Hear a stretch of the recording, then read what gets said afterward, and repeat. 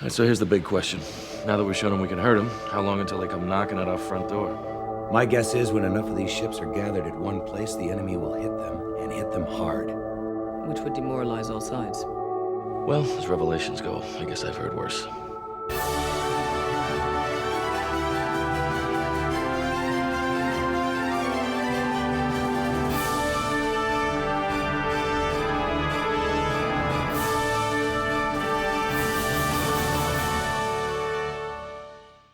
You are the hand? What the hell's that supposed to mean?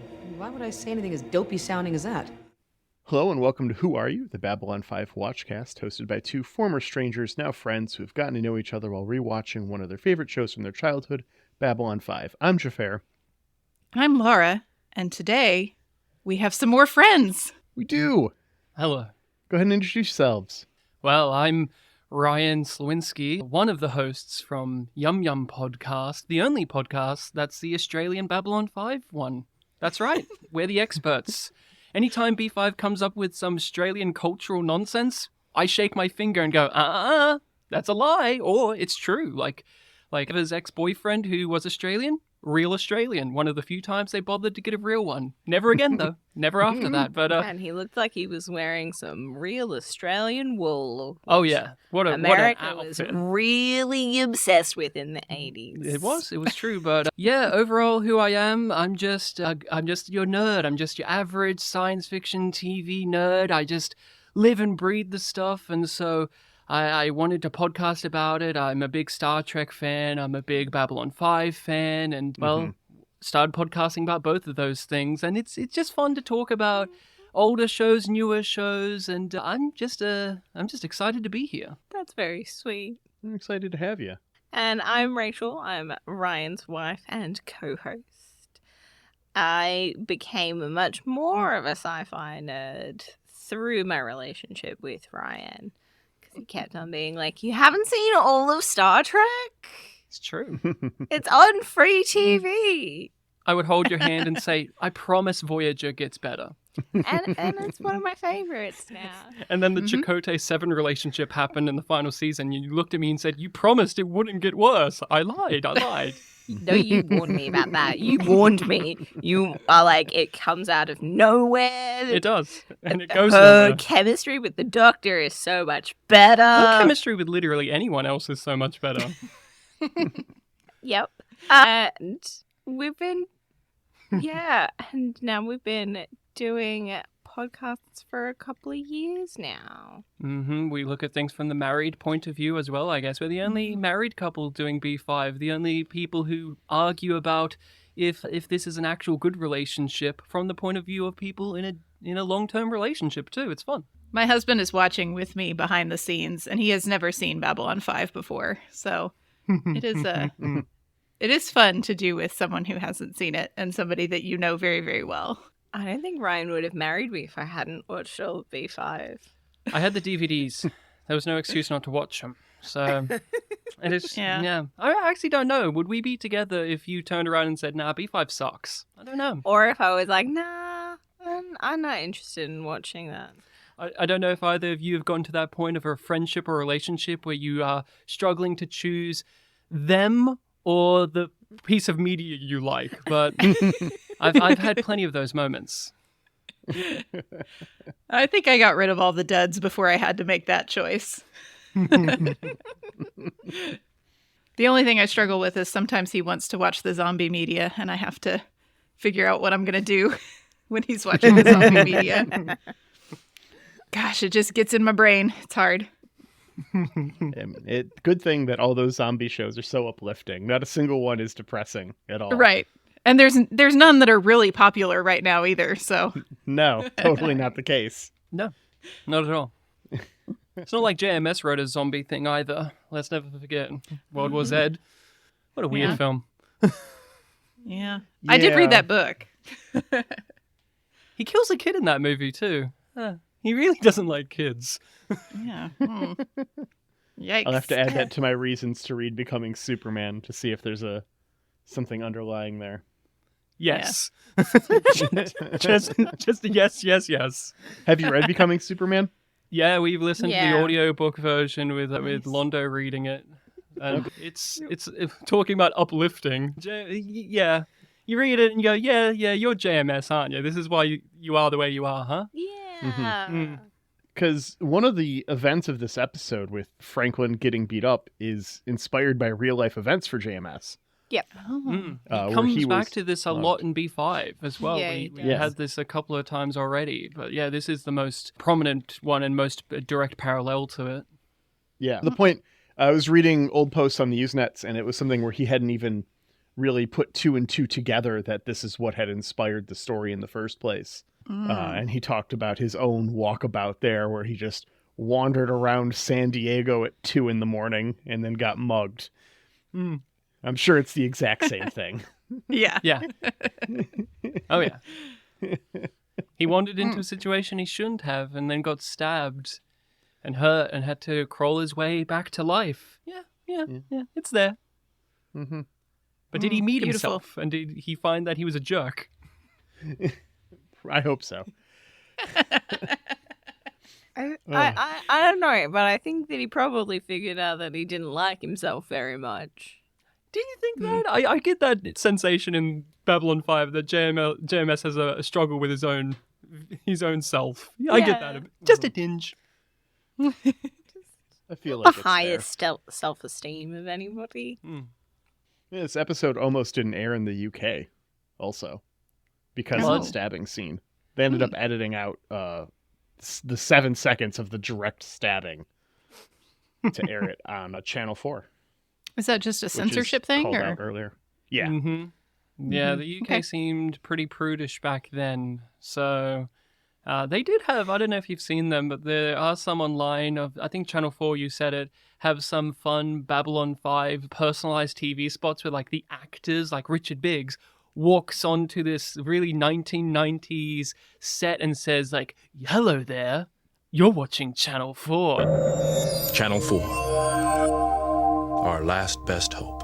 And then he walks off. And there's another one with Jerry Doyle. There's a few of them. And I find it amusing when these actors from America had to do their own personalized little, hello there, watch my show in your country. Bye. That's cute. I love it. Were they not in their uniforms? Were they in street clothes? I think they were just in casual clothes. I may be wrong, but yeah. But they weren't their characters. They were very much like, hey, it's me, Jerry Doyle. You Yeah, should watch so B5. I don't know if this will make any sense to you at all, but in America, we used to have a kids show called Reading Rainbow. Mm-hmm. Yes, Are you LeVar familiar? Burton hosts Yes. some of that Okay. now, right? Yeah, it was LeVar Burton was the host, and he did an episode of Reading Rainbow where he went to the Next Gen set because it was they were filming at the same time, and did a whole episode there with like Patrick Stewart and Michael Dorn, I think, were on it and stuff, out of makeup in street clothes, reading books to me as a child. And I also was watching Star Trek as it was airing at the time too, and just seeing them in street clothes on the bridge as like a 7-year-old, maybe 6, broke my mind. Yeah. It's really bizarre. It's like when I first saw Leonard Nimoy without the ears and something else. I was like, oh, you look different in Columbo, Leonard. All right. Well, with that, we can go ahead and start getting into this episode. We've got Season 3, Episode 21, Shadow Dancing. We open on another one of these ominous Z-minus 10 days now. Yeah, so as we call it, Z minus 10 days. Ah, Oh, yes, there's one of that those tracks, Australian yeah. words. Yes, words. Letters, I It's a letter, suppose. actually. Yeah. Yeah. It's just we're the weird accent. ones there, Laura. Yeah. Yeah, you're the weird ones. We're talking the King's English. It is Z, Well, not let's- Z. Even the Canadians. Let's just not try to measure anything on this podcast episode. So, in this opening, Delenn is yelling at the League. She's trying to get as many ships as she can, right? But they're not going to tell them where they're going. I think this is an interesting, bold move. They can't trust them. Have you ever been able to trust the League of Non-Aligned Worlds? I mean, the guy she's arguing with a season or two ago was fighting over colors. For Christ's sake. True. She's right. Yep. We need your there's a lot of stuff. dissent there. Mm-hmm. Yeah. The more people that know a secret, the less of a secret it is. Mm-hmm. Well, It's true. yes. Very true. I noticed in the scene, it seems like she's wearing that Ranger 1 coat, right? That we Yeah. saw her get Mhm. handed. She's actually got it on. Yeah. the Entel's She's out. like, I'm here as a representative of the Rangers. I'm not just. Yeah, I'm not Ambassador Delenn. Yeah. Um, She's Ranger 1. She's Ranger 1. Mhm. At the same time as we get this scene, we cut over to Sheridan going over the finer details of the exact same plan with Ivanova and Marcus. And it is a grim outlook for the White Star here. They say 50-50 chance of making it back, which is not good. Either they will or they won't. But it won't stop Marcus from quipping. No, that's necessary. If he's in his final hours, he's got to get all of those quips out, baby. Yeah, he's in his Ranger outfit. He has a pocket that he just unfurls like a massive amount, like a scroll from that has all of his quips that he's written down over the years, and he's going to use each one of them before he goes. And Ivanova's just going to grind her teeth down to the nub. Does it expand out further like the pike does too? Oh, yes, that's exactly it. Pushes a button and just a scroll pops out like the pike. It just unfurls like a firework. Those are real now, by the way. Yes. Those collapsible staves. I do not need one and should not have one for a number of reasons, but... No. Shoot your eye out. Doesn't stop you from wanting one, though, does it? He says this as he looks on Amazon for one. Minbari fighting pike? Is it pike? Yeah. Need one. Yeah, we go to theme after this, and when we come back, the League is in. It's the scene's kind of set up to make you think that the answer is no before anything is said. Yeah, it's a fun fake out though. I love the cinematography in this particular scene. It's also just a striking image to see the council chambers just virtually empty. It's just these two, and I don't remember which particular actor it is that's playing this Drazi, because there's a few different Drazi ambassador actors. But he's great. He's great. And I don't know what it is. This episode in particular, whoever was the director of it was like, I want to show off the makeup, because there's lots of close-up shots of these actors in the alien makeup. It's like glory shots of like, look how good our makeup is. And you know what? The Pakmara earlier, it wiggled its little tendrils. Looked great. Love it. This guy one wasn't looked great. Adam, was it? No, that's next episode is directed by Adam Nimoy. Probably, I don't remember, David J. Eagle or somebody, the usual contenders. So Marcus and Ivanova head off, and we get a little bit, may God stand between you and harm and all the places you must walk, all the empty places. I was under the impression that Ivanova was God, so maybe this is just directed to Marcus. Yes, I mean, that makes sense too in their dynamic that she is the power, and he's the subservient one. So he needs to know who's the top dog here. Oh, he knows. He's fine with it. He is well aware. He likes it. Yep. After this, Garibaldi and Zach West Wing while talking about Franklin to remind us of his status before we cut over to him. Yeah. Does this scene strike anybody else as particularly sad, considering the fates of both actors, Jeff Conaway and Jerry Doyle? Yes. Yeah. I actually feel sad on a character level because I love Zach Allen, and I think Jeff Conaway does a really marvelous job with very little given here, because there are these moments where he's saying he's got to get his head screwed on straight, and you got to let him do it on his own. But even then, with those lines, you see Jeff just have these momentary pauses and looks on his face of like, even I don't believe that fully. Like just before the scene ends, he walks towards the doorway, stops, turns back and looks and almost is contemplating saying something, and then just does the Zach Allen thing of, it's not my place. I'm just going to walk on. Who am I? Who am I? I'm just Zach Allen. I'm just your average cop. Yeah. I got to get a bagel. Bye. Yeah. Do cops eat bagels in Australia? Is that a I don't know. stereotype? I mean, does he not look like a bagelman? I mean, Jeff Conaway? Yes. Zach Allen? Definitely. Hey, we know he's a pizza man. He is a pizza man. That's a fact. That's confirmed. Yep. Yeah, I don't know. That's You know what? You got spoilers. me. What's Zach Allen's snack of choice? I don't think of bagels as being a snack. I don't know. It's something. It's not a full-on meal. I'm not gonna say like, oh yeah, that's people lunch. have them for breakfast or with cream cheese and salmon. Yeah, but for sometimes lunch. cops get these things just as a snack to boost their spirits. I mean, Zach Allen strikes me as the type who would eat a whole sleeve of saltine crackers. Yeah. He's just like, day before payday, man. That's all I have. He has a cabanossi in his pocket. He's definitely a paycheck to paycheck man. Yeah, for sure. Yeah. After this, we cut over to down below and we get some fucking tourists. Because everybody hates a tourist. Everybody hates a tourist. It's hard for me to not think of that woman as a Karen, even though she is called Barbara. She gives such Karen vibes. And it's just like, these people have always existed. They have. Yeah. Would you She's be actually a surprised? pundit from Fox News. You Yes. can't tell me otherwise. Now, I loved her lines of dialogue because obviously you're focusing on the scene where it's about this little girl has dropped her ball Jessie. and it's gone over to Franklin, and it's like this ironic thing of, hey, watch out, you don't know where he's been. And it's like, well, actually, he was the chief medical officer of Babylon 5. Like, that's the thing. But I just could not help but keep listening to the dialogue she kept spouting during the scene where it's supposed to be in the background. So good.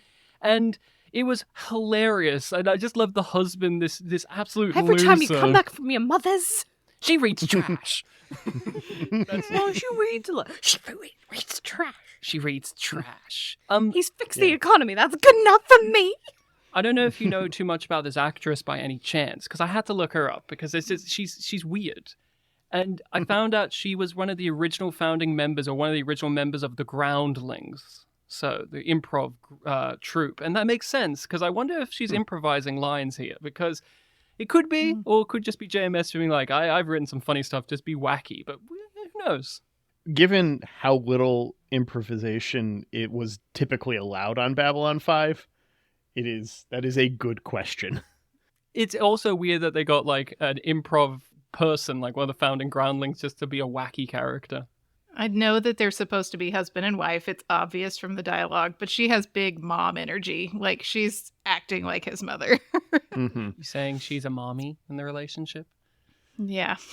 it's very awkward.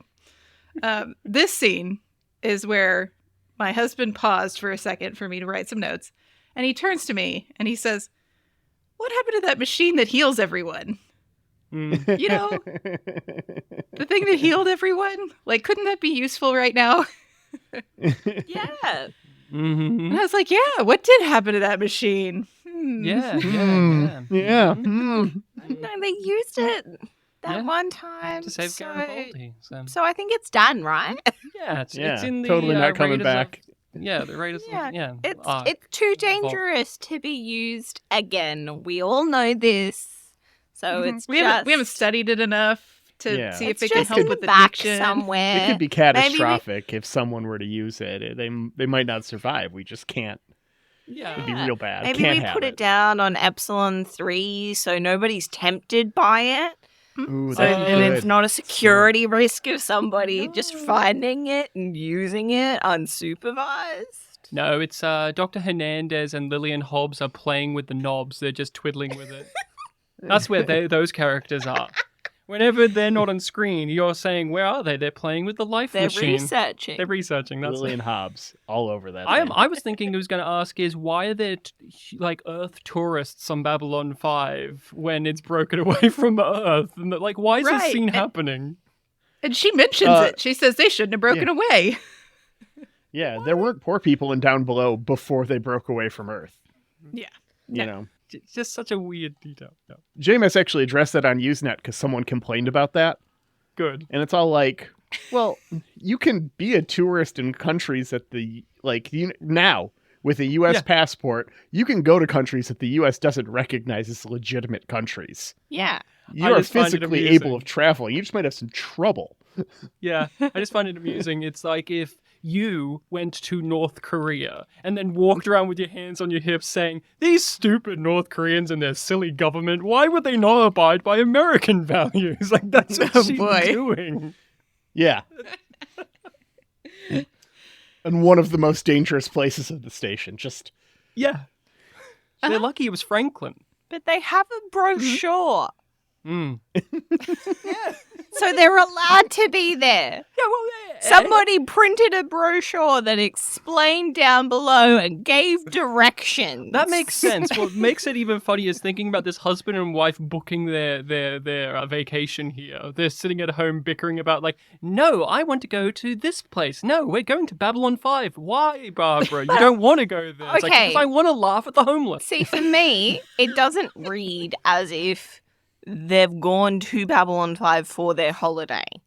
It reads as a pit stop. Like they were going somewhere sure. else. And Their shuttle Like- got canceled. They're on layover. Yeah. or like they're just on their way back, and since they went to a place that still recognizes Babylon 5, like Mm. I don't know, Minbar, or they Oh, went to Centauri Prime. I would have loved to see these freaks at Minbar. Yeah, that would Yeah. be great. And they're like, well, we're going to stop here because this is the transfer point. They're on Minbar and they're looking at all the triangles that Minbar have, and they're like, what is with these freaks and their triangles? Are those Things haven't changed in centuries. Are those bones on their heads or little hats? I cannot fathom it. Look, JMS, make this a whole show about these two characters. That's what Crusade That's what we should want have for the had these reboot. two. Oh, I would love, like, if, like, Babylon 5 was coming out, like, during the late noughties, and you got those web series, Oh yeah, the little webisodes. Yeah. Yeah. of their adventures. I would have killed for that. That sounds great. Honestly, maybe that's what you do instead of and now for a word from. You do a whole episode from this perspective. From the tourists. Mm-hmm. Just traveling around the world. Jerry Seinfelding, what's with all the triangles? It'd be hilarious, you're right. Richard Ayoade's Travel Man on Babylon 5. He's there with some irreverent British comedian and they're both unimpressed. No, like the Travels with My Dad, but it's Travels with My Mum, and it's the two of them. Yeah.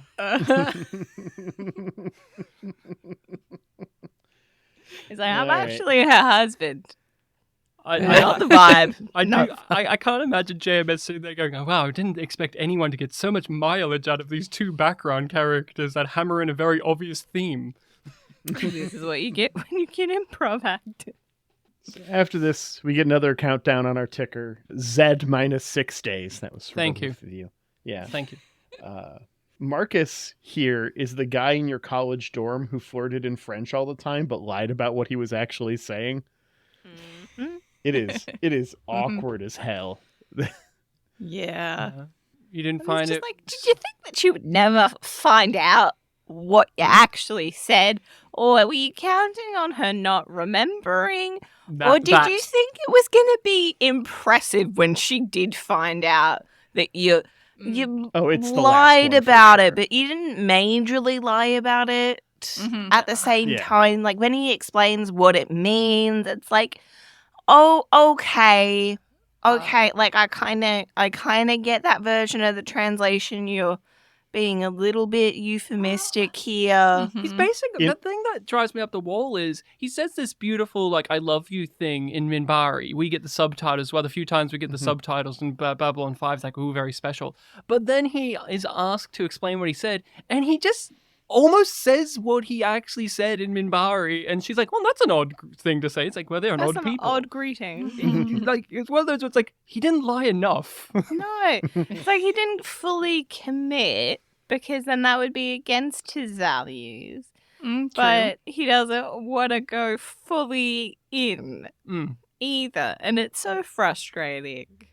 Yeah. I think in his mind, how this plays out is she starts taking Minbari lessons from him. And on the year anniversary of him saying this, he finally teaches her what it means. And then they make out. That's how it's playing out in his brain. No, 100%. that sounds like a Star Trek Picard plot. Romulans only tell the people they love their real name. Like, ugh. But no, I don't know. I think Jason Carter, we're making fun, but I think Jason Carter just has that pitch perfect amount of awkwardness and gentleman manner and just actual sweetness where, as somebody who's a bit cynical to romances, especially in my sci-fi shows, I watch this scene and I go, oh, you know what? He's playing the game, but I mean, we all have to when we're trying to court somebody. Just the fact that he manages to still give virgin vibes while being that sexy, I find impressive. I like gardens. He's a theater kid. It comes with the territory. And then we get the bit about the bed. I laughed out loud. This is hilarious. Ivanova can't sleep on this incline. She keeps sliding down. She manages to get it a little bit, lays down. It tilts a bit more, and she slides off the other end. Classic bit. Chef's kiss. You could feel that they wanted to do a little bit of comedy music there, but B5 doesn't do that anymore. They're told not to do any more comedy music. I thrown off for a second because I thought you were referring to the part where he's like, I like 4-poster beds too. I thought you were saying that you laughed at that. And I was like, oh, that's a bit... Look, I did laugh at that. Same. Same. Now, I want to ask, what version are you watching for Babylon 5? We are watching this on the DVDs because down here in Australia, we don't have all of the services that has the new HD remaster. So are you watching it on Tubi or whatever it is? Neither of us are, actually. I'm watching on Vudu, where I purchased the series before it was made available on HBO Max a couple years ago. So I got upgraded to the remaster for free, which was awesome. Oh. Nice. And then, Laura, you're watching on Apple TV? Yeah, we bought it on Apple TV. So is it in the old ratio, the square, the 4:3? Yes. So interesting about having it on DVD in the 16:9 is you get to see one of the crew members' hands grab Claudia Christian's head and gently bring it down to the ground because that's a piece of fun. That's a piece of fun. Well, I'm glad someone was looking out for her. Yeah. Safe stunts. Safe stunts on B5. I have a question for the group here as well. Related to this, what is the most uncomfortable place you've ever slept? I do mean physically. I want to clarify that. Oh, the not most mentally? physically uncomfortable place you've ever slept. Well, here's a story where Ryan gets to complain about my family. Go ahead, Ryan. Oh, I don't know. Oh, yes. When we were about to get married, we went back to Rachel's hometown area. We were staying at her mother's new place, and her mum had a fold-out couch, was it? Futon. A futon, and it did not fit both of us. So It was lumpy as all hell. Lumpy as all hell. I was almost like pressed up against the side of it, so it's like the armchair, like the arms part of this couch was just on my neck, and I'm like dying, and then I'm having to roll on the floor. But then even Rachel later in the night rolled on top of me on the floor because even she couldn't get comfortable in this bed. And I'm like, is this going to be my marriage? Is this it?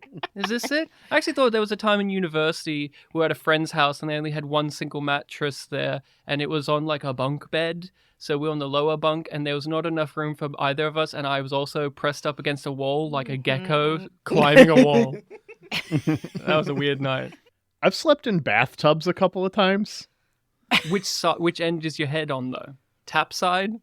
Oh, no. No. That's you can't do that, right? That's how you wake up and hit your head. No, not on the tap side.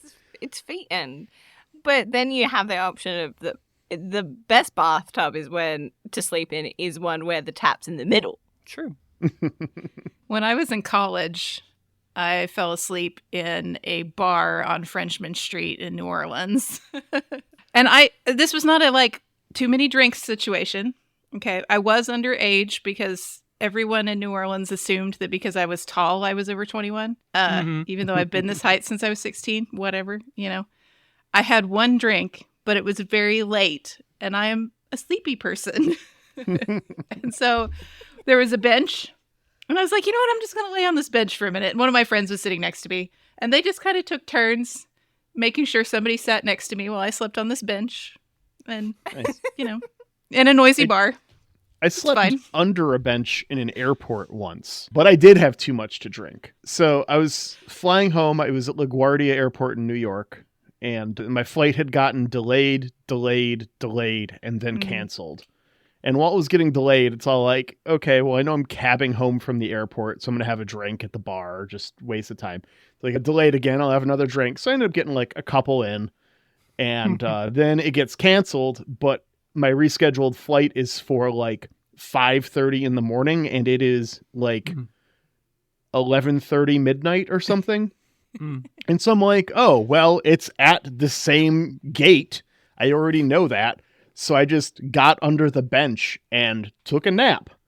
And security woke me up about 4, kicked me out of the terminal so that they could clean it. And then I went to a hotel lobby for an hour nearby, hung out, and then cabbed back to the airport to fly home. No, you That met might John be- Candy that might and be went on a cross-country adventure. That changed your life forever. Kevin Bacon stole your cab. Yeah, I have also one at my mum's house, oddly enough, where it was that same futon, but I was there on my own. So instead of sleeping on the futon, I just laid blankets on the floor, and I had to sleep like that for a week. Well, that's what Ivanova tried to do. She Yeah. got all the little triangle pillows and laid them as a little bed, which I thought was ingenious, by the way. I was like, that looks Very smart. comfortable, Yeah. actually. Let me do that. My other one, though, it was... It's more the aftermath of it that makes it uncomfortable. Oh, yeah. Which was I had a swag, which are either of you familiar with the idea of a swag? No. Those are like corporate freebies here. That's what that Yeah. word means. Yeah. They play disc golf. They don't know what you're talking about. What is this camping? Yeah, it's a piece of camping equipment. It's like you have the like foam mattress and your bedding, and you zip it all up in a sort of like Bag. yeah. Okay, it's a bag mattress, basically. Yeah. So then you can just roll out your swag, and then all of your bedding and your stuff Is in in it, ready to go. And then you can like zip it up as a like an extra sleeping bag sort of thing as well. Franklin should have one of those on him. Yeah. We call those that would mummy make bags sense. here. That would make sense. You need that for walkabout. Yeah. So I was out staying with my dad, and we were staying at my uncle's place, and he had this house that was like had been abandoned on his property, and we were sleeping in the abandoned house that had no electricity. But ghosts. No. So we got there at like I think it was like 12:30 at night. So I was having to roll out this swag in the dark in this room of this abandoned house. And then I'm like hearing crunching, and I'm like, I'm too tired. No. Too tired for this. Too tired for this. And then so I was sleeping on the swag, which was fairly comfortable, but it was creepy being in an abandoned house essentially. With crunching under you that you're like, I'm not going to investigate that. Yeah. And then I kind of forgot about it. And then I was rolling up the swag a couple of days later when we were leaving. And then I was like, that's a rat skeleton I've been sleeping on. Yay! Oh. Fully just bones. For the listener out there, you're missing out on the video experience because Laura's soul left her body then. It just left. It just said, goodbye, I'm going into a soul hunter's ball now. Yeah, that's shock and trauma. Morgan Shepherd. So I think that's probably one of my worst sleeping experiences. True. Yeah. Yeah. Yeah. Yeah. I was that'll afraid it do was going in the like snake or large spider direction, because that's one of the few things I know about your country. Yeah. Glad I didn't go there. Oh, no. No, the Huntsmans were on the wall. It was fine. The spiders were on the wall. Yeah. It was fine. Where you can see them. Yeah. Yeah. And they can see you. Yeah. I don't get how any of you live in climates where the bugs get bigger than like 2 inches. They're friendly bugs if you don't annoy them. No thanks. Back to the episode, we do mirror a little bit of this with Ivanova's sleeping situation as Delenn states her intention to watch Sheridan sleep. Yeah. An indecent proposal.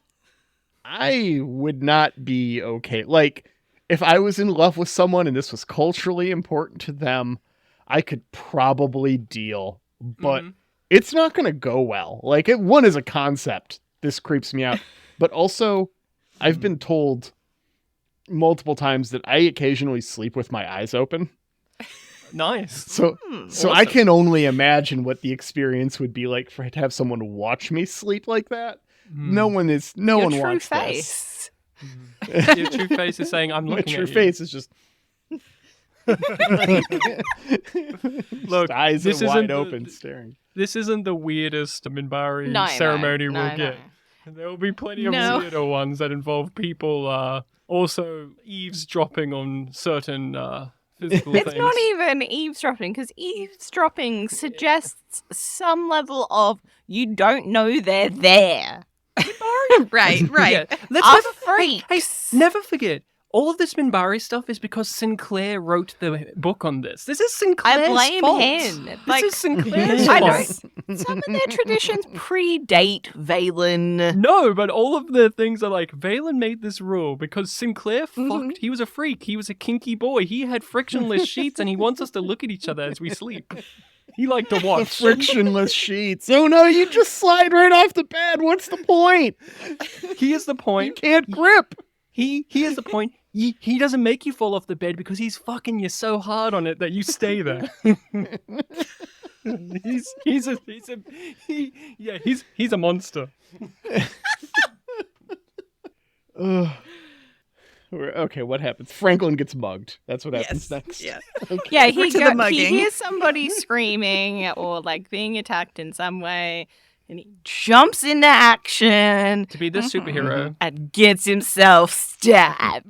my favorite part of this is our good dear friend and the guest that we had on this particular discussion on our podcast said that the best character in the episode is the guy's friend, the one who stabs him, the guy's friend who's like, "Hey, why did you do that, man? You're so crazy sometimes." It's like, what's their relationship? Yeah.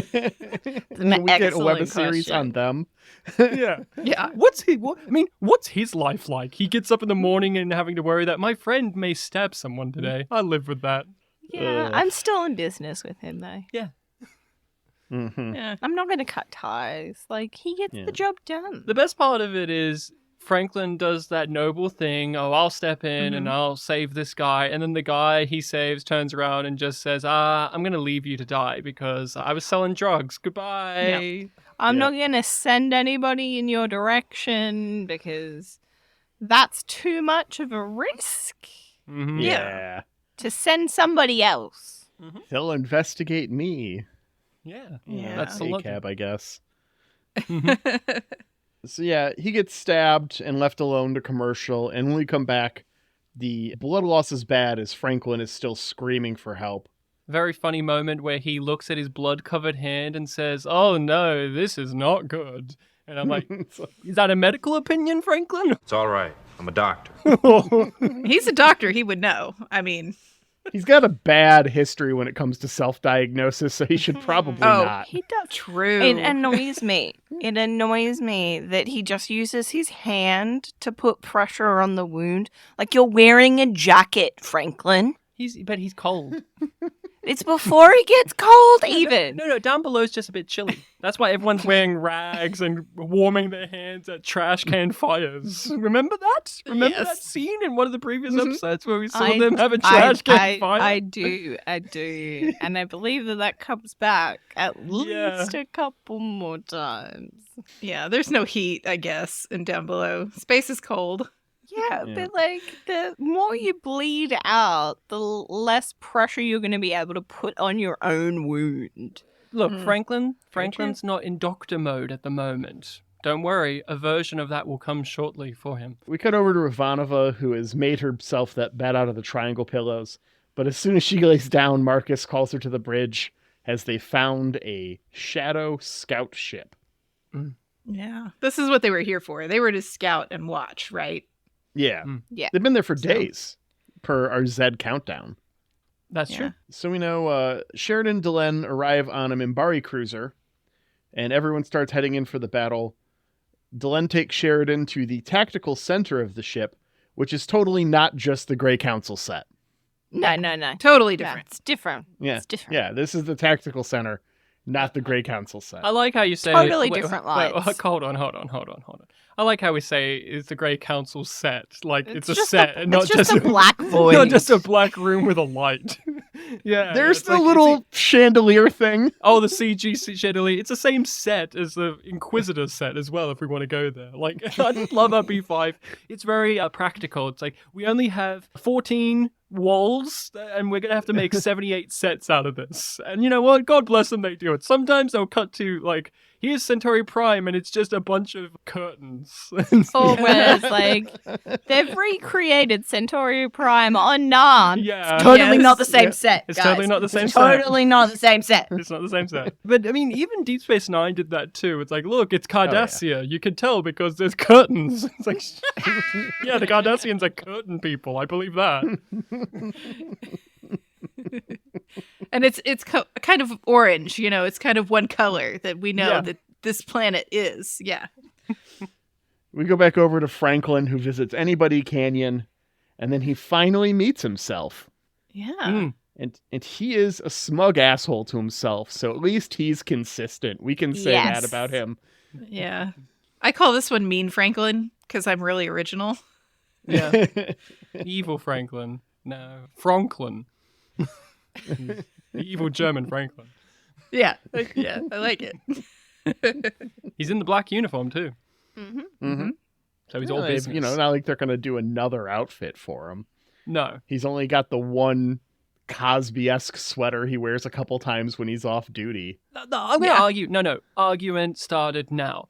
Franklin, when he's out of uniform, is a fucking snappy dresser. But the problem is we don't see him out of scrubs or uniform all that often. No. Go back to Soul Hunter. He rocks up in this big jacket with a sexy scarf and like a button-up shirt. And I'm like, who's this guy? Oh, Hey. boy. I can't wait to see this ladies, man. And then they put him in the scrubs and he's too busy being sad. I don't mind the amount that we get shirtless Franklin instead. My favorite Franklin outfit, shirtless. Worth noting, today of the day of recording is actually Richard Big's birthday as well. Yes. Yeah. It's a really a shame that he died so young. Like, Yeah. He was the first to go. I think that's right. Yeah. Yeah. He was the Have first they been cast member before, to Adrian? unfortunately leave us. And yeah, real bummer. My husband and I were talking about it over dinner, and I was like, I really feel like as an actor, he could have been doing more, you know, in the aughts and in the last few years, even like as an older actor, if he hadn't passed away, unfortunately. It's He's a great strange actor. that one of his last performances is Drake and Josh, where he played an FBI agent. Yeah. And the episode's Yeah. dedicated to him, and it's just like really surreal because it's like, that's Dr. He was actually going to be a main character in another medical drama where one of the lead actors is Corwin from Babylon 5. He was a recurring character in that, and they planned for him to be like a season-long mainstay, but then he passed away, unfortunately. So, yeah, he had a career ahead of him for sure. Mainly playing doctors and authority figures, but boy, is he good at it. Yep. Yeah. Yeah. If you got a thing that's working, you got to make that money, right? If only he was in House. He totally Would've would been be on good. a zombie show right now. Oh, yeah. A zombie show? Of course. Yeah. Yeah. One of them. I don't know. The White Star destroys the Shadow Scout ship at the cost of its engines as the Shadow Fleet moves in, and it's a big fleet.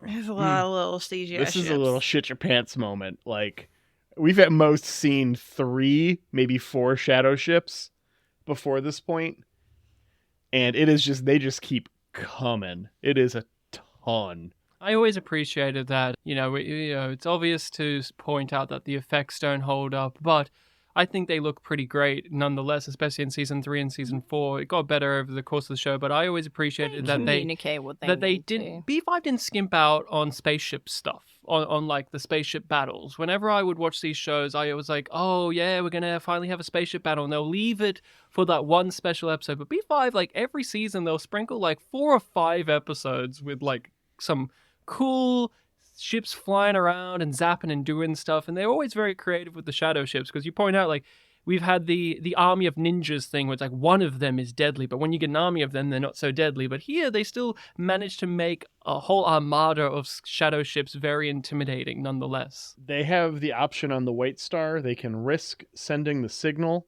even though they can't escape, knowing that the shadow ships will probably come for them. They decide to go ahead and do that. Who wants to live forever? Yeah. Marcus does, actually. I've got some news. Well, that's for another time. That's for a short story written by JMS.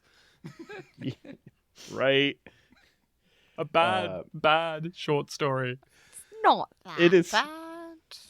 I haven't actually read it, but I've read the synopsis of it, and the plot makes me go.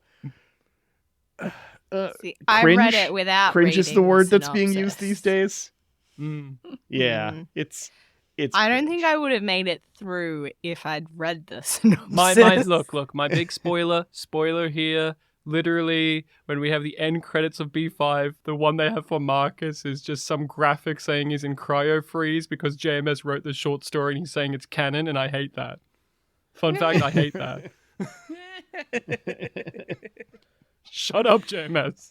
Speaking of cringe things, Mean Franklin is still berating our Franklin about his past. Mm-hmm. Says he runs away from everything. And Franklin, the evil one's calling our Franklin hella cringe. Like, hey, buddy, do you remember that awkward haircut you had when you were 12? Well, I'm making fun of it now.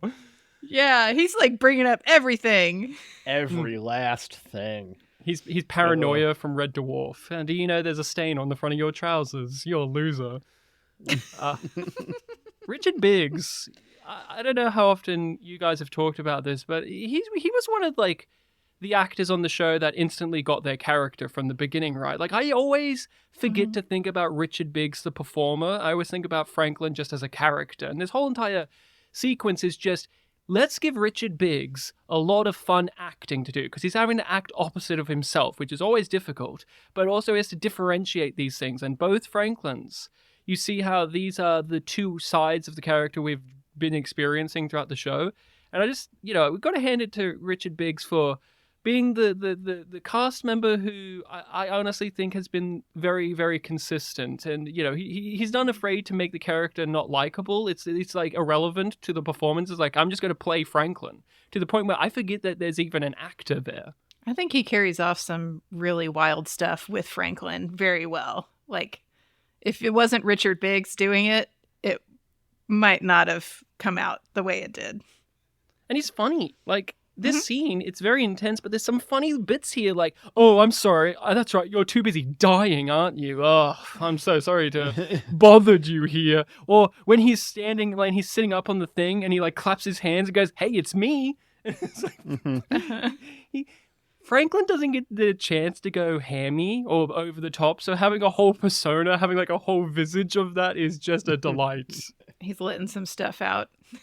Yeah, for sure.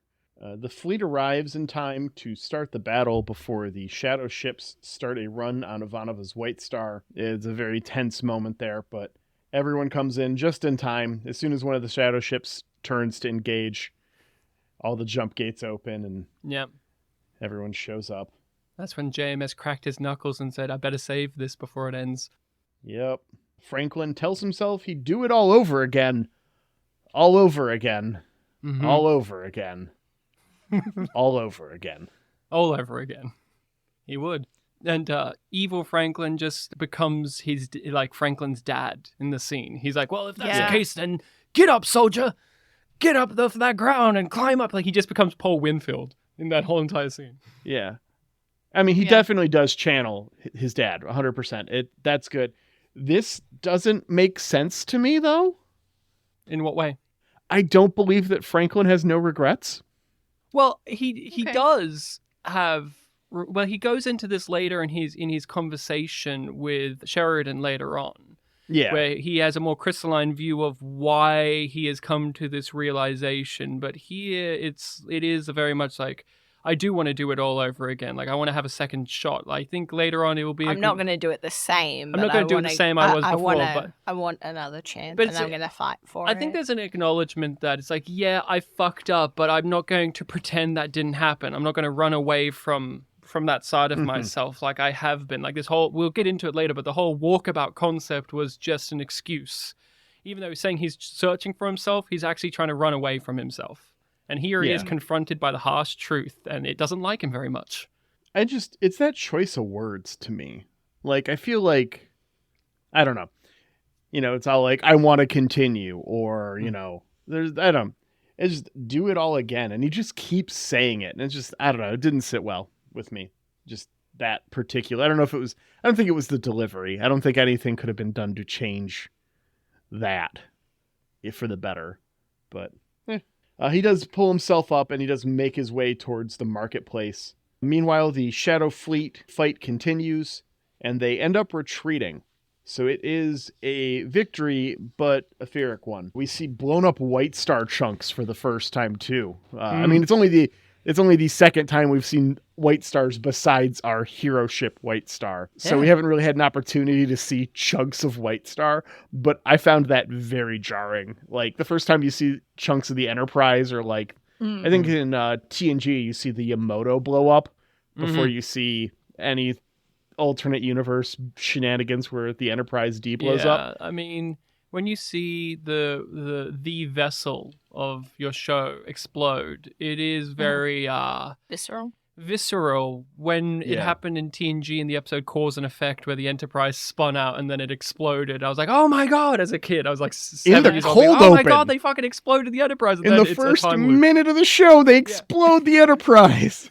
Evacuate, oh, boom, it's gone. And then, we're back to it again. I mean, and, you know, we've seen Babylon 5 explode already in this show as well. Yeah. So the White Star, I actually thought the image of, I can't remember if it's all a blur of the CGI battle sequences, but there's one of the Minbari ships explodes and the Shadow ship just flies right through the debris of it. And that's a very, like, vivid image. It's also one of the thumbnails on the DVD. It's very striking.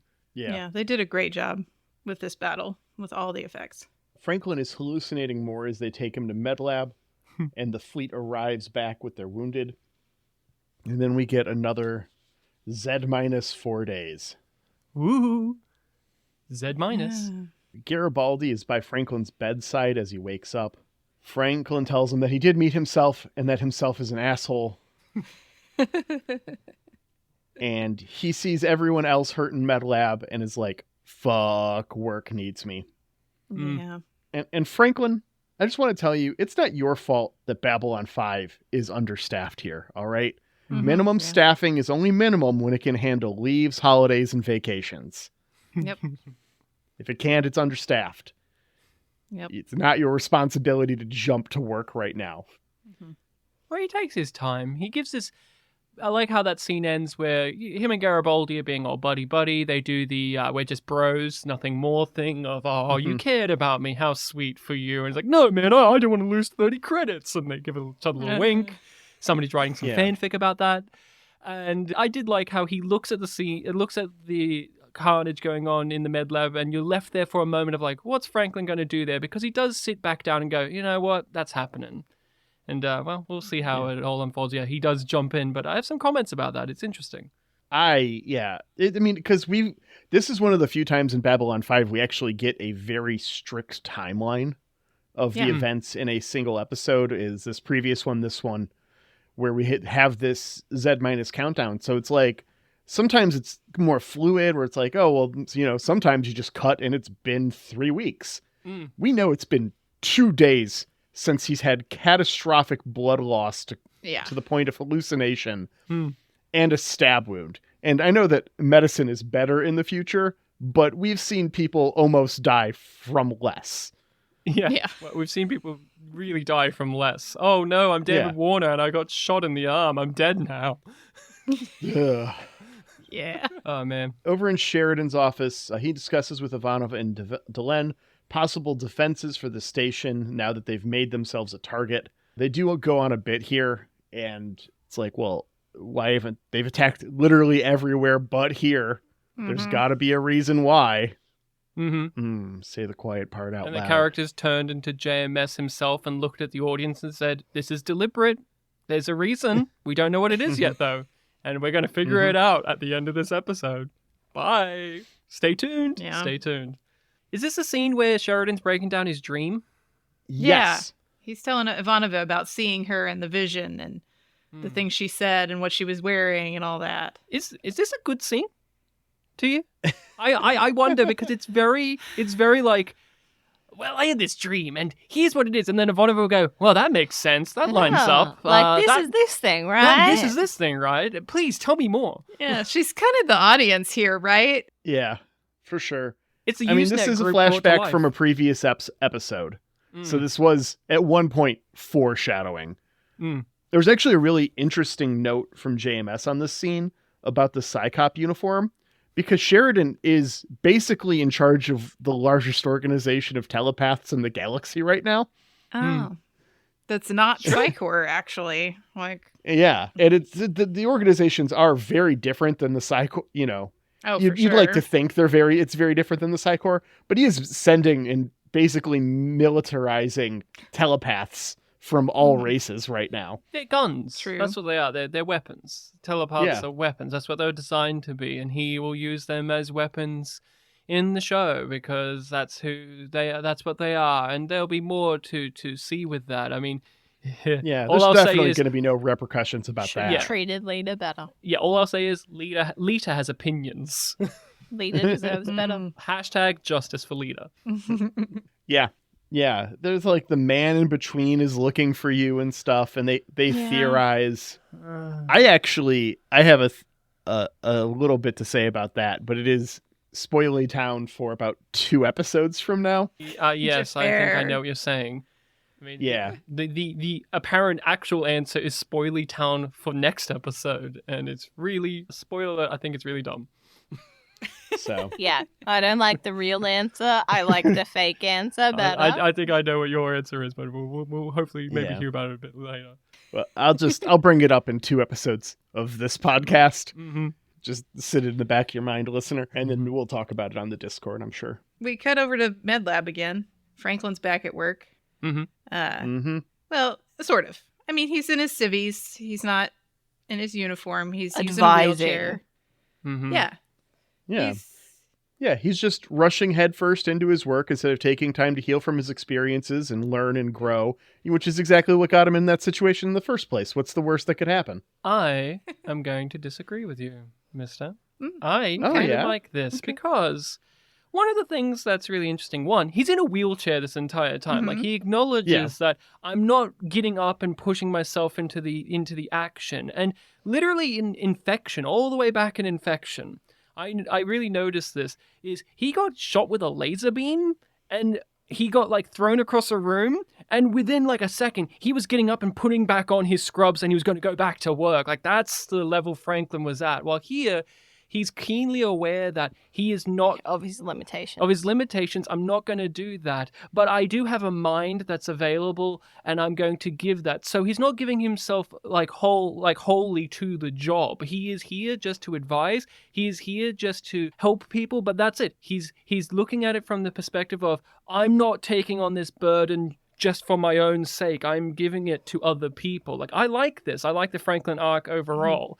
You have to have him also still be the doctor character, so you have to have it kind of be like, well, how do you transition this? And I think this whole entire scene and what he talks about with Sheridan is the most efficient and logical way to have that be the case, because, I mean, realistically, you would argue that Franklin should not be a doctor anymore in the show and just do other things, but it's like, what would that be?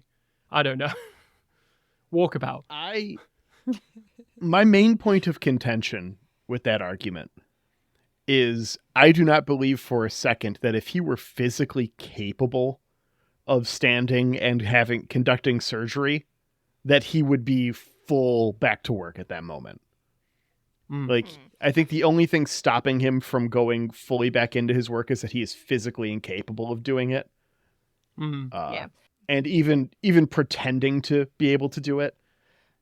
So I think he should, I don't know, like, bad shit happens. You should take time and grow as a human being and not just say, I've had the epiphany, I'm good. That's not how mental work on like your mental health goes. Yeah, I get this. I think one of the things that really turns the key for me, and this is the point of view that I look at it, is is through Richard Biggs's performance yet again. I think he just brings out a certain thing that when you lay it out in just terms of, here's what happens to Franklin, it may seem a little bit lesser than, but when you have Richard Biggs delivering that big monologue to Sheridan, he says it not with just this, I've had this epiphany, but there's this real serene quality to how he delivers these lines, these pauses, and that he's a really reflective character in this. And so I think it's that thing of... He's definitely changed. He's definitely changed and grown. And I think this is really a case of you have to rely on the actor to sell this more than the script can at the moment. And that's what really, I think, brings it over the edge for me, because I can totally see where you're coming at it from too. Because when I watched this initially, Franklin was not a favorite character of mine. I'm usually a fan of the Doctor characters, but I had no real opinion on Franklin overall. But on other rewatches, I think he's a very, very nuanced person. And I like the fact that he's flawed and he's weird and he's aggressive. And even at the end of his realizing arc, he still feels the desire to be a man who has to give back. And it's like, he still has to work on things. That's it as well. I would like to add something, though, which is, even though we do see him diving back into work, it is not the same as he's done previously. He's delegating. He's going, you, and you go do this thing. It's not, I'm going to go do this thing and this thing and this thing and this thing, and it's all on me. He's actually utilizing the fact that he's part of a team. And I think a thing that also indicates that shift, and we get to see it in action, is him showing somebody how to use the cauterizer. Not just doing it himself, being like, let me do it. He's just like, who taught you how to do that? You got to do it this way. You got to watch me do it. And gives that kind of vibe of like, okay, and now you're going to give it a go and I'm going to correct your technique. So it's nice to see it in action. Maybe I'm a sucker too, because this is one of my favorite JMS monologues in the show. I really like the Franklin monologue about being alive and moments and living in the moments and stuff. Yeah. It's really real too, that there's nothing that makes you a better teacher and boss like a physical limitation. Like now you have to rely on somebody else. Like I'm coming up on maternity leave, and so I'm having to actually teach my team to do the things that I do so they can do it for 3 months while I'm gone.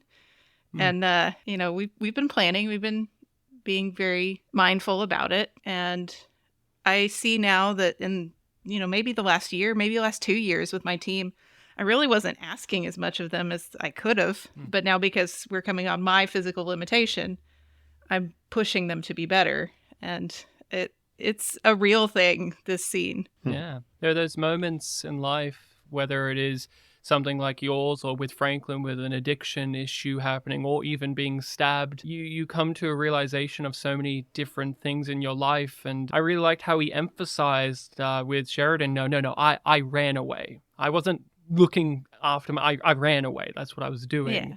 What I think is awesome about Franklin too is he's your typical Doctor character, the man with an ego, a man with arrogance. And the show doesn't reward him for that. It always, it usually punishes him for that. It usually says, no, that's wrong, actually. You're going to get in trouble for that. It's not patting him on the back being like, oh, Bashir, you genetically modified genius, you. You're a cat. You're going to have a holodeck adventure and be fun. Franklin's stories are often, he comes to a very harsh realization in the most brutal way. He had to basically crawl through glass to get to this point.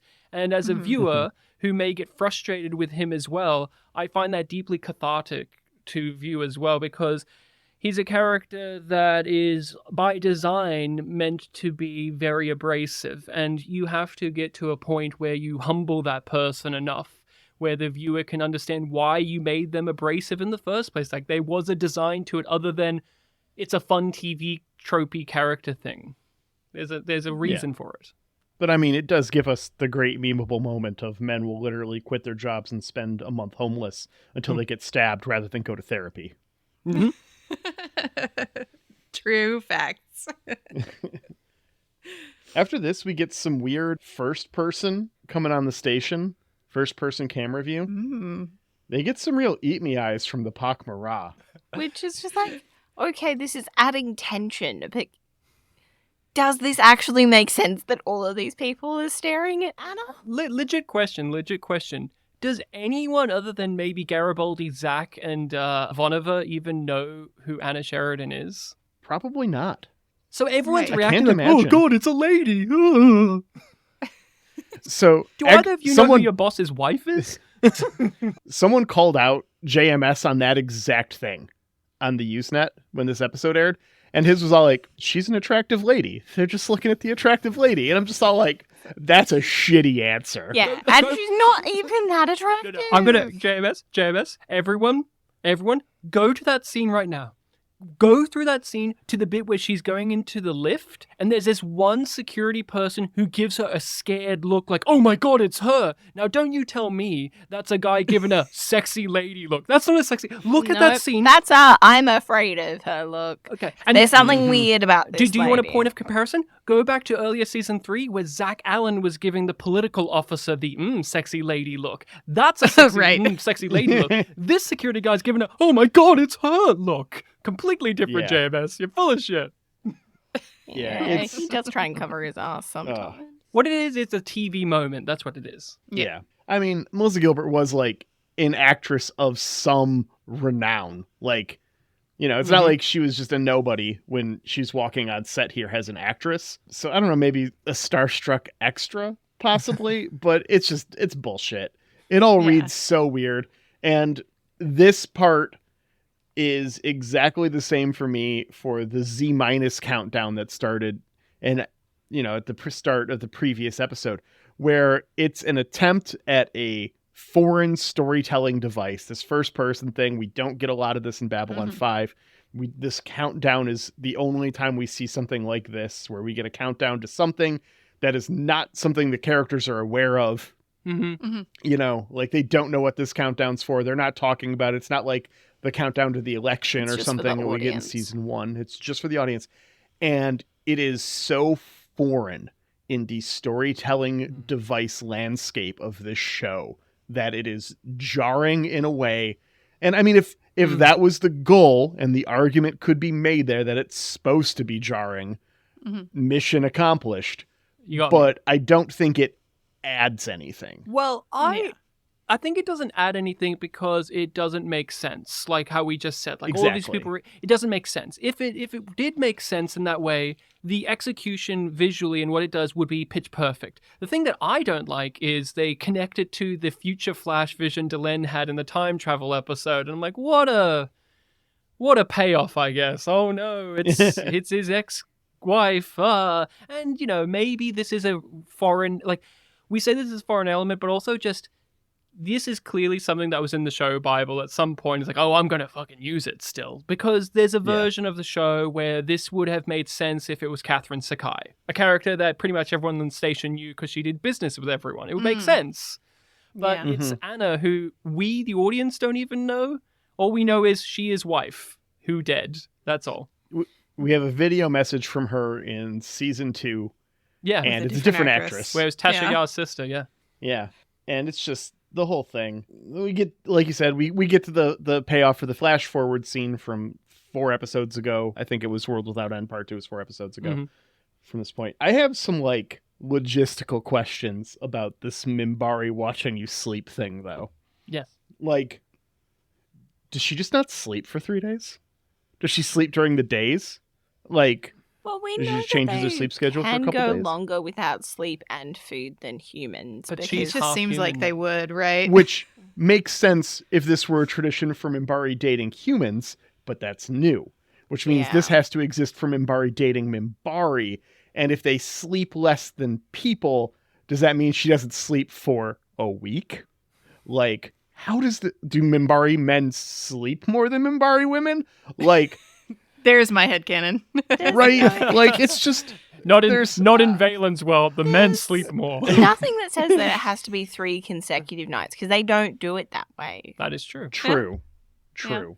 I thought you were going to mention she spends most of the time not even watching him. She's just walking around True. elsewhere. I thought you were She's going to just mention that. rooting around in his stuff. That She's drives already made me up her mind. insane. That drives me insane. Like, I could understand, like, you're sitting there next to him, maybe you're reading a book or something or doing something else, but, like, she walks into a different area of Yeah, but this I feel like house. that's because she's seen his face, so it's kind of Yeah. fulfilled for the night, so she can go do other things, and maybe she could go to sleep if Play- she wanted to. Play with a snow globe. Play with his famous Yeah. snow globe, which, by the way, I do adore that somewhere in season 3 they shoved that there in the background so that you can say, nerds, it was there the whole time. But no, it just, why does he, I mean, look, I know Sheridan's a dork and all, but why does he have a snow globe? Mm-hmm. Man, that was like the thing to get on vacation in the 90s, though. Barbara should have got one. And Yeah. no, she should have been holding one of his oranges and then she dropped the orange on the ground. Oh no. We get a slow shot of the orange. That's hitting a the carpet. way less dramatic shot to end an episode with. But it's a funnier shot. That's fair.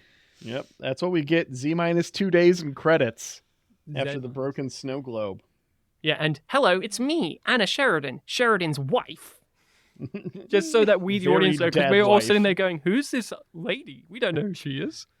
Oh, one of the times they actually recasted somebody. Okay. Yeah.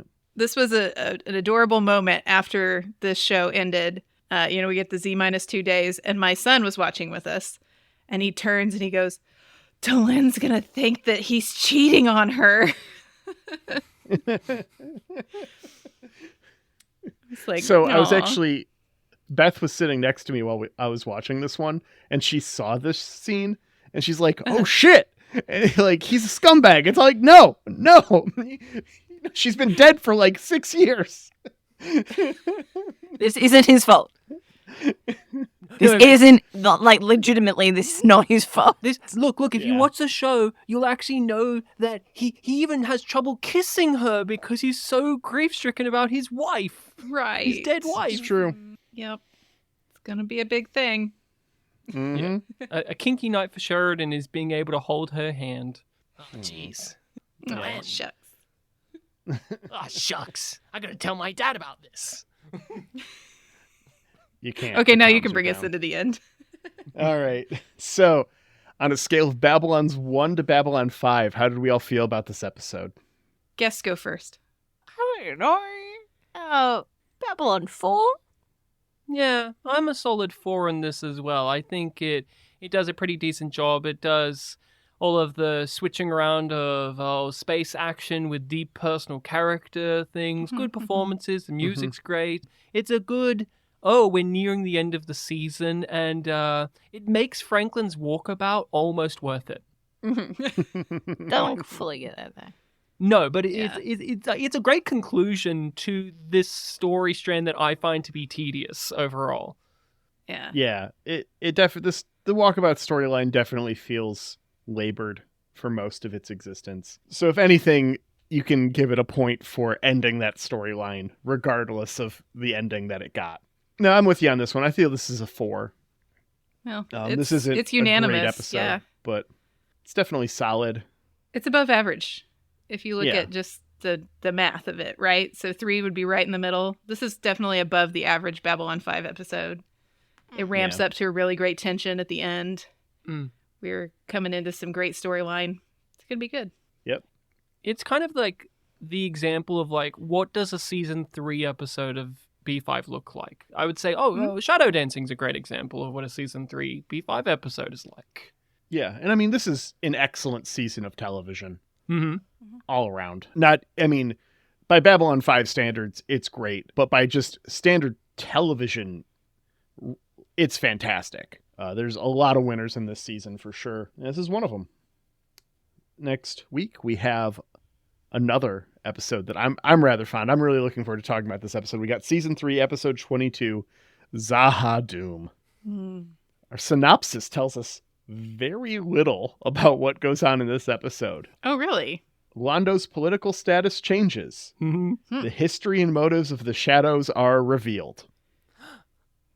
No. Okay. That's it. That's all we get. Sounds like big things, though. I would love to know what the TV guide preview of this episode was. Oh, yeah. I feel Good like point. so much of these modern ones are so much more, especially for older TV shows, they're very spoilerific. And I don't remember that being the case, like reading them as a child, but I was also a child and my brain wasn't fully developed. So The who fucking TV knows? spots were crazy for B5. They would often spoil and outright lie to you in the TV spots for B5 that are included on the DVD. They would have the guy who would be like, next time on Babylon 5, and an electric guitar would wail. And Yeah, the same to Dragon Ball Z ones. yeah, and he would come in and it would just be like, they're splicing footage from season 1 into a season 3 thing. And it's like, you lying to me. So it's like YouTube, huh? Yeah, and then you have the DVD descriptions, which are also crazy and wild for the Babylon 5 episodes. And a lot of meanwhiles, or that wily Londo is used a lot. Is he wily? Is that a good adjective? I don't know. I would call Garibaldi before the wily. genocide, maybe. Yeah. All right. Well, Rain and Rachel, tell us about your podcast. We are working our way through Babylon 5. We also do other sci-fi shows as well. We started off doing Star Trek Discovery. That's why we're called Yum Yum. Star Trek Discovery. Did you guys know that? Are you familiar? did. I remember the story. Yeah. Yeah. What a story it is. So we like to rewatch, revisit, and talk about episodes of those science fiction shows, Star Trek Discovery, Babylon 5. A little while ago on our Patreon, we finished Space Above and Beyond, which will release onto our main feed in a couple months' time. I love Space Above and Beyond. Space Above and Beyond, which also has some B5 cast people, like minor players, bleed through, as well as a lot of Seinfeld actors, strangely. And Richard Kind is there too. But yes, we talk about those sci-fi shows. We're rewatching it, so we are spoiler specific. We look at it and go, okay, did you know this thing from this thing? And we're having a great time. We're midway through season 4 at the moment, so we're ahead of you guys, and we're having an absolute blast. And when we were talking about what episode we want to come on for this discussion, I was like, oh, let's pick a Franklin episode, because also Franklin's interesting in season 4, because, you know, I imagine the question is, like, what do you do now with Franklin as a character after you've done the big drug addiction plot? Like, what does he do in the story?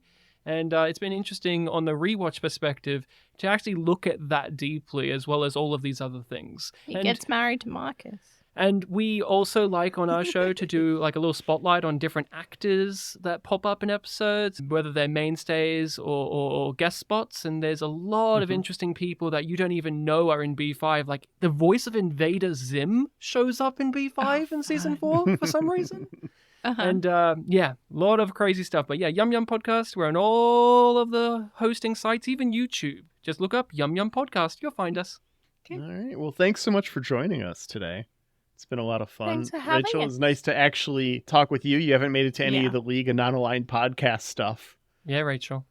Well, it's because Rachel's a teacher and we have time zone differences. So that always happens at like 2 o'clock on a Monday. I'm like, well, I'm free. Luckily, each time. Yeah, that'll do it. All right. Well, thanks so much for joining us. We really appreciate it. And go out there and listen to Yum Yum, everyone. We'd also like to thank Jeremy Siegel for making our lovely theme music. You can find more of Jeremy's work at jeremysiegel42.bandcamp.com. And thank you to Angry Duck Time Machine on Instagram for our podcast artwork. Thank you, Aaron, for editing our podcast and making sure that it gets out. We would not exist without you, and we appreciate all of the work you do. Yeah, really And do. thanks to everyone for listening. Hop on our Discord. We've got the community there. You can shoot us an email, whoareyoub5@gmail.com. Twitter, I check begrudgingly once a week, but the Facebook will see your messages on. So interact with us there, email, Discord, and thanks so much for listening. We really appreciate it. Have a great week, Internet.